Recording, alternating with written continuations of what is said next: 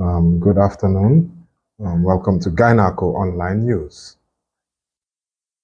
We have some very important revelations today. We will be talking about 3 parliamentary bills, yes, that are currently in Parliament right now as we speak.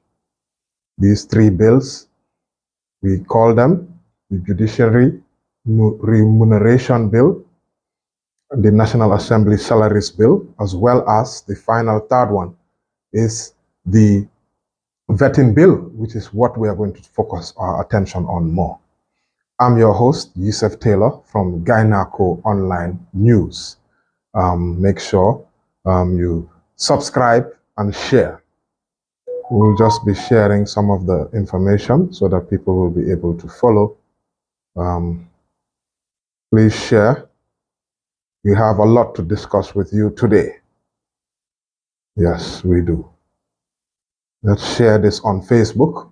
We're going to be sharing this on Facebook so that people can follow. A minute.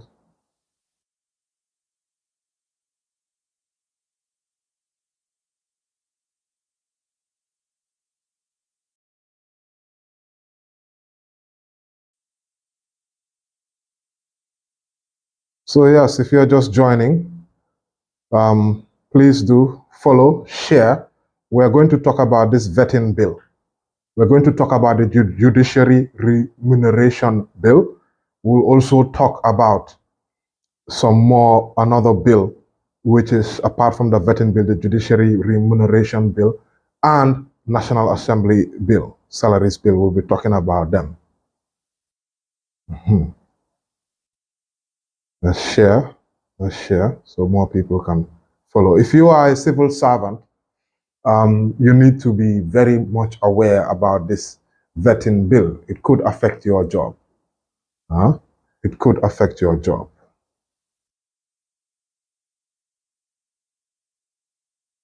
So we will start. Let's just see how the thing is going, whether the audio is playing. So we will start. Okay. The audio is coming out. We've just done an audio check to make sure that everything is coming out. The people you can listen, you can follow on this program.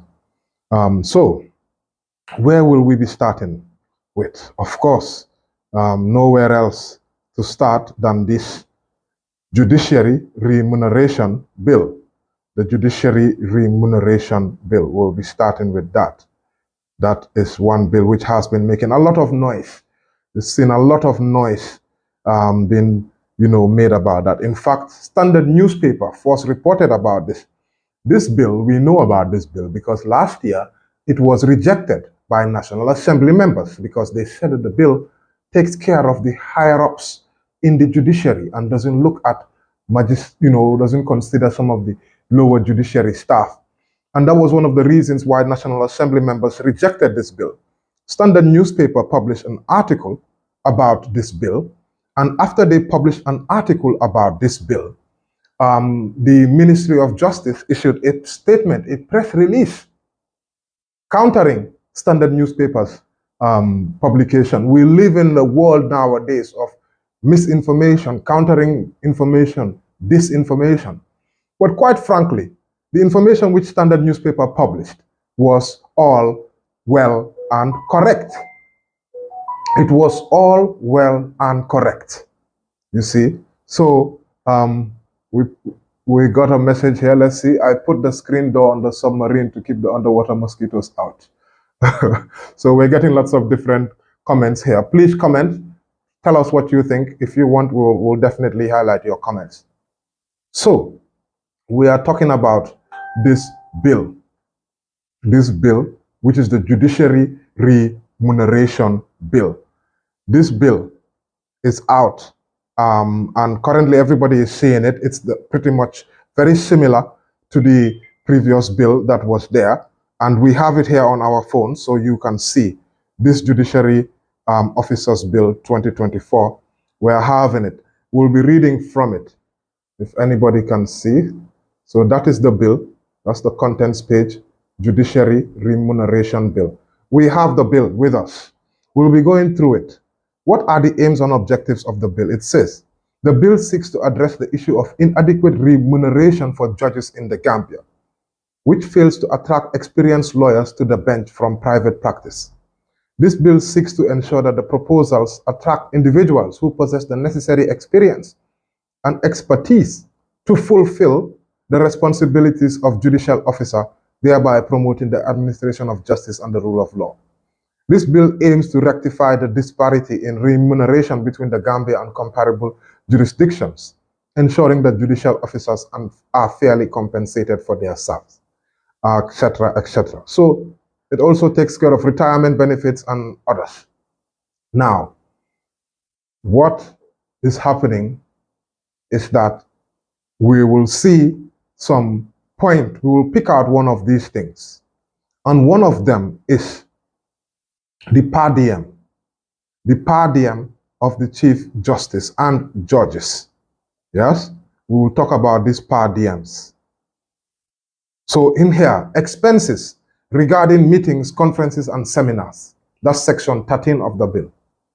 A judicial officer who attends a meeting, conference, or seminar abroad relating to the administration of justice shall be paid per diem allowance at the following rates.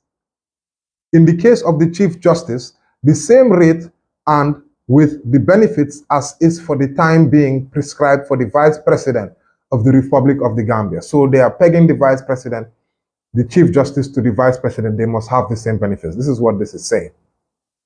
It says, in the case of a judge of the Superior Court, at the rate and with the same benefit as is for the time being prescribed for a Minister of State. So judges, yes, of the Superior Court, them too, they must have benefits like ministers for per diems. Now, that's not the only thing. There's also housing, accommodation, which is also another issue. So accommodation and incidental expenses. The Chief Justice and judges, while in office, shall be provided with a fully furnished accommodation, including utilities without charge, or an allowance thereof.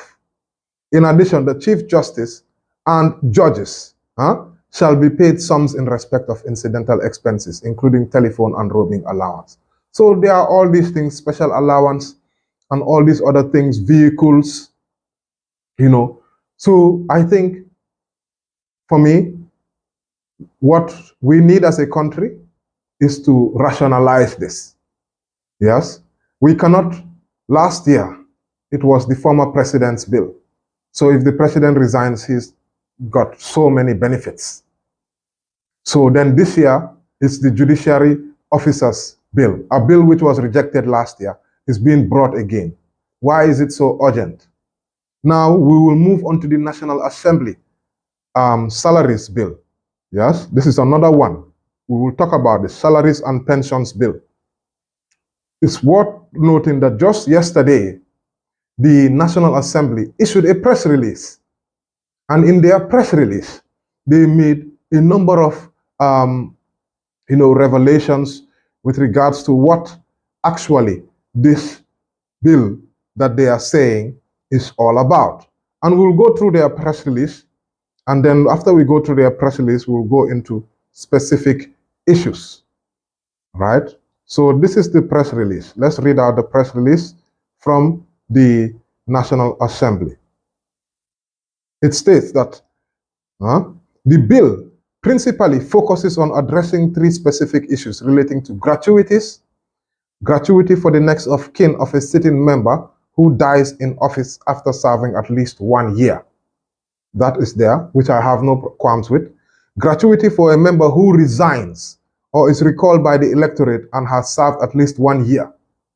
For me, why should a National Assembly member who resigns or recalled, you are recalled or you resign for a reason.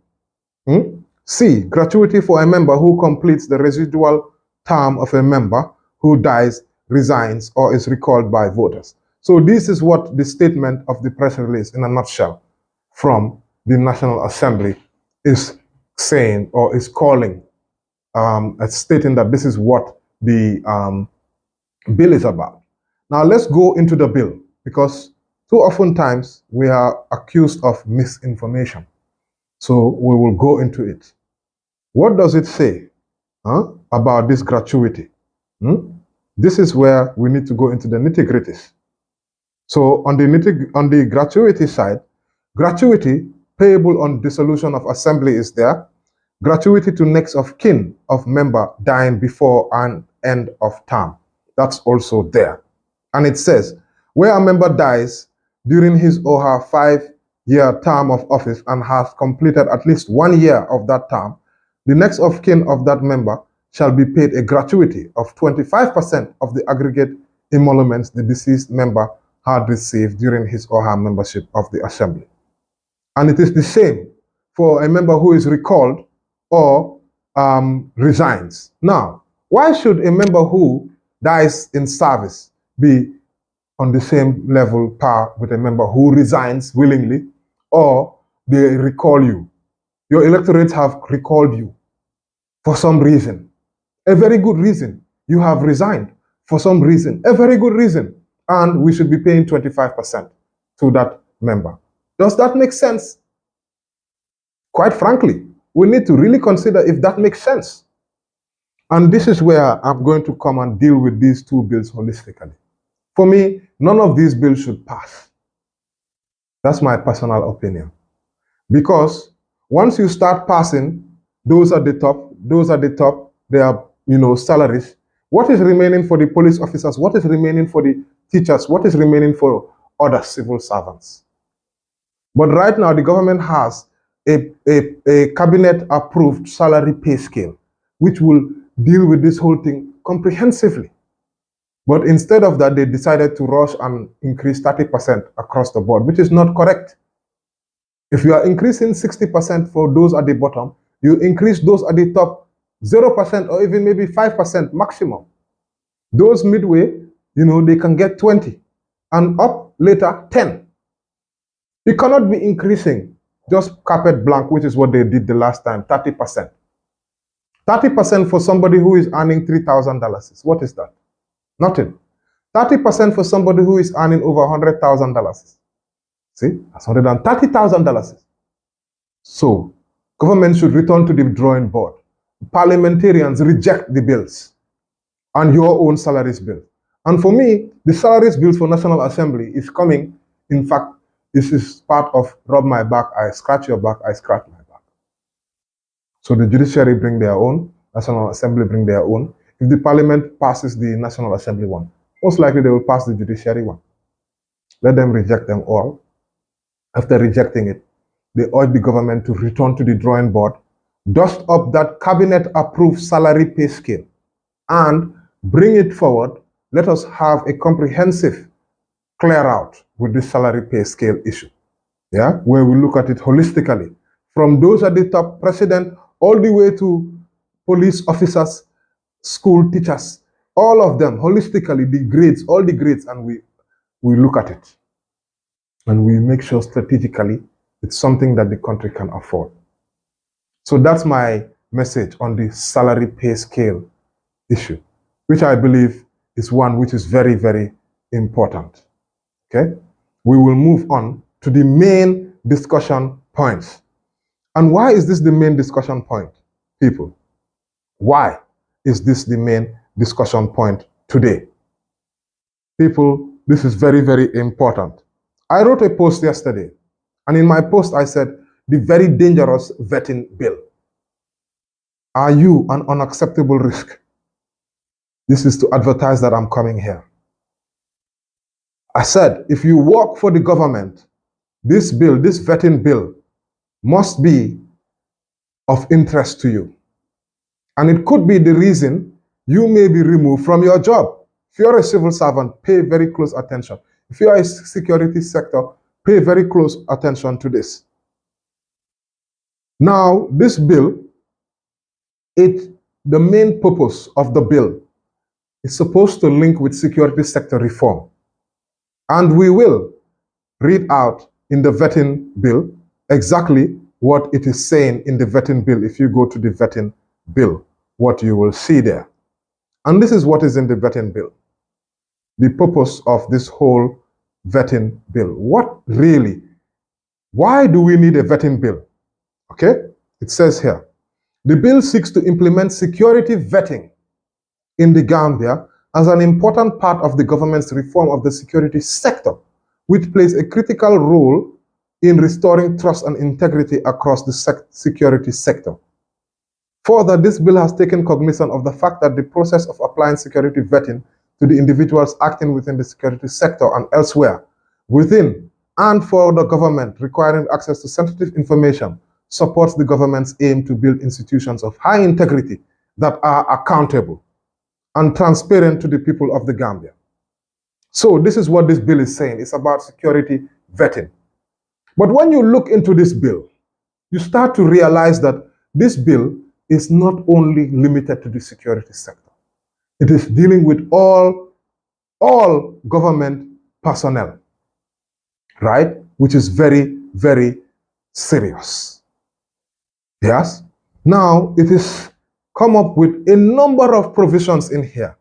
And one of the provisions which is most worrying is where they have the power or the mandate to vet, interview your spouse or close associate. And if they find your spouse or close associate as an unacceptable risk, you who is applying for the job could be denied a security vetting clearance. And when you are denied a security vetting clearance or security clearance, you could be denied your job. These are the things. Now, first of all, it is very important for us to highlight in here. Application, it says, this act applies to a person who in any form may have access to sensitive government information. This is what it says. But if you go further into this bill, you can see with the powers here that there are many, many powers. Many powers, which does not just apply to the security sector. In fact, this bill is under the Ministry of Justice's purview. Why is it not under the Ministry of Interior or the Ministry of Defense? Something similar. If at all, it is just to deal with security sector, but that is not the case. So you see, these are some of the issues. Why do we need to create? And I will lay out now some of the issues that I have seen principally with this bill. One, it will create a rival institution, a vetting agency. There is a vetting agency which will be created here. And this vetting agency will be vetting government staff. But we have the Public Service Commission, which is there for making sure that people in the public service are the right people. They have the right credentials. They have the right skill set to man those positions. And the security institutions have their own recruitment policy. Why do we need to create a whole new body, which the president will be appointing 5 persons? And in these 5 persons, you will have a role called the Inspector General. He will be appointed by the president.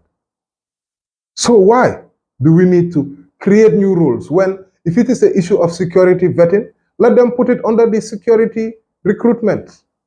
They have another layer in their procedure of vetting. Public Service Commission, if you want to do security vetting there, which I don't understand, except a person is in touch with sensitive information, they might need to do vetting for that. Why do we need to create another institution? There's the Public Service Commission.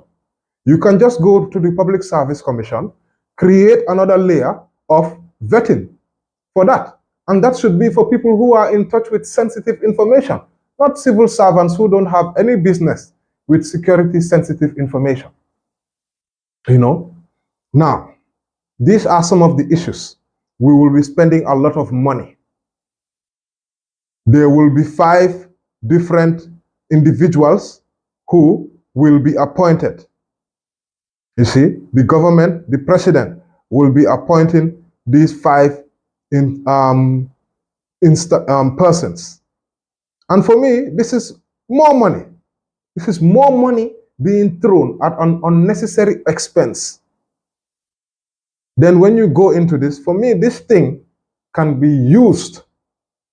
I call it the most dangerous bill We are going now into the nitty-gritties, what they call an unacceptable risk. It is right here. If you go to section 626 of the bill, let's go through section 26 of the bill. Unacceptable security risk. It says, a person shall be considered as an unacceptable security risk if he or she, A, is not loyal to the Gambia and its constitutional orders and values. Who is to gauge? What Inspector General, what criteria are they going to use to gauge somebody's loyalty to the Gambia? Isn't this where they are going to use politics to rule out the opposition who are working in government? B, has a preference or may be manipulated, induced, or blackmailed to help a group, person, organization, or foreign government in a manner detrimental to the interests of the Gambia. If they do it according to the Gambia's interests, have they listed out what are the interests of the Gambia so that if you violate those interests, then fine, we can see. What are the criteria? These things are so vague. If you support a political group, that is the opposition, what will that mean? Does that mean that you fall into this category? We've had the president saying not long ago that people who are working in his government, they are with the opposition, they are not supporting him. They are sabotaging his government. So those who are seen as opposition, will this bill now be used to come and remove them from work? Is this what is going to happen? There are many other things here. Some of them I actually agree with. Displays conduct that indicates a personality of emotional or mental disorder. How will that be done? Will that be done through a medical certificate? Will a doctor be involved here? Psychologist? What is going to happen? Lack of judgment or discretion. Dishonesty.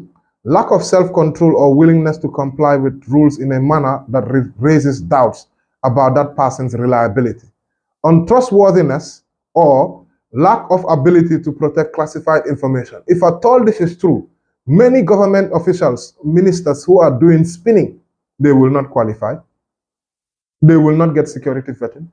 Because some of what they are saying, we've all seen. They've been fact-checked in some instances, and many a times it's blatantly false what they are saying. So will they also be falling under this category? But the worst thing is this. A person may equally be considered as an unacceptable security risk if his or her spouse or other close associate falls within subsection 1. This is unbelievable. Unbelievable. That in a bill, you can say, this government can say, because your spouse, close associate, yes, or your other close associate, they are considered an unacceptable security risk, you will be denied a job. This is unbelievable and shocking that we have such in a bill.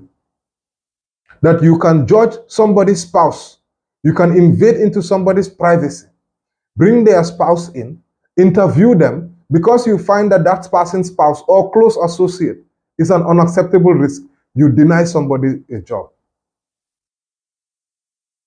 They don't get security clearance. This thing, let me tell you, gentlemen, ladies and gentlemen, is a very serious issue. Very serious issue. And the powers they have here is huge. The powers they have here is huge. I'm not going to spend too long. I just wanted to do 30 minutes of talking to you people, warning Gambians. This is a warning. It's a very serious warning, which people must be very, very aware about. National Assembly members should make sure that they don't pass this bill. There's no reason for this bill. This bill is an unnecessary expenditure. One, it will make government too, how could I say, big government. We're creating another agency, vetting agency. That's what they're establishing here. And where is the human rights element? Since they're talking about security sector reform, yeah, this bill should be for persons or individuals who is considered that these persons or these individuals are actually human rights violations. Fine. Those who are all in the TRRC and have been found wanting and have gone to court, they will not be allowed to be security officers. Even individuals who fall into that category that are not in the security sector, they will not be allowed to work in the public service. These are the things which I am considering when you talk about security sector.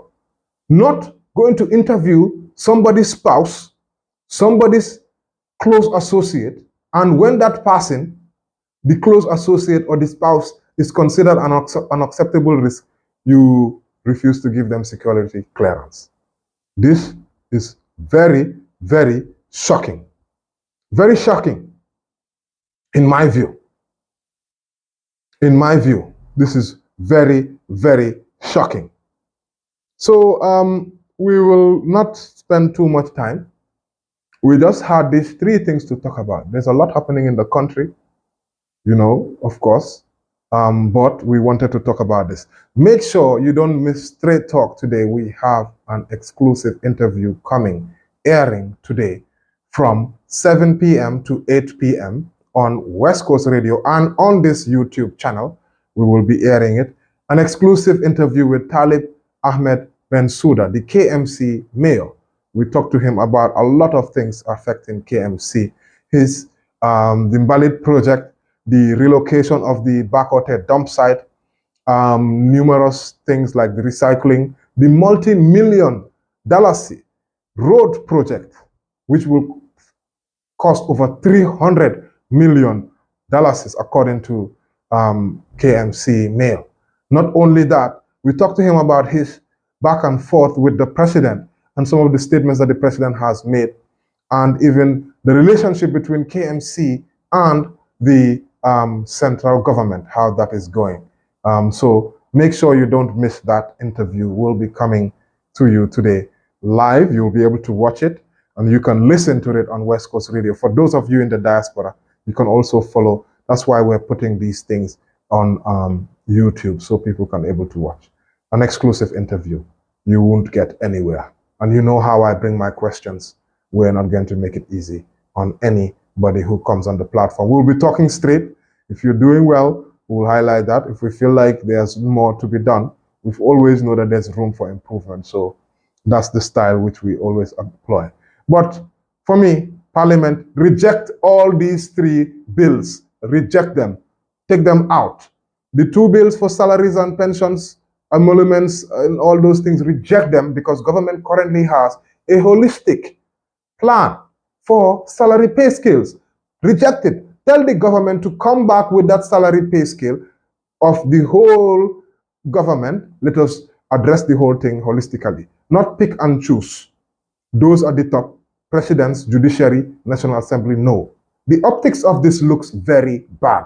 Not that I'm not in support of reviewing salaries, because we know salaries across the board is low, but we cannot just be increasing those at the top. And then after we increase those at the top, those at the bottom, how will we increase them when they will start saying that there's not enough money? That's why I said reject them. Deal with it holistically. As for the vetting bill, it must be rejected outrightly. What kind of a bill is this? Interviewing people's spouses, wasting public funds, creating 5 new roles, an agency, office, everything to pay for them, so that they'll be vetting, doing what? Weeding out people who they think they are opposition in the government, judging if they are loyal to the Gambia. Upon which criteria? Interviewing people's spouses, and if those spouses you see that they are unacceptable risk, you deny the person a job. Unbelievable. This is just shocking that we have such bills coming. I cannot even understand. Why do we need them? I promise that we'll be here only for 30 minutes, and promise made, promise kept. It's usually very difficult for me to stay on time, but today we decided to do so. Once again, I'm your host, Yusuf Taylor, for Gainako Online News. Don't miss our KMC interview with the minister, the Lord Mayor of KMC, Talib Ahmed Bensouda. Thank you so much for tuning in.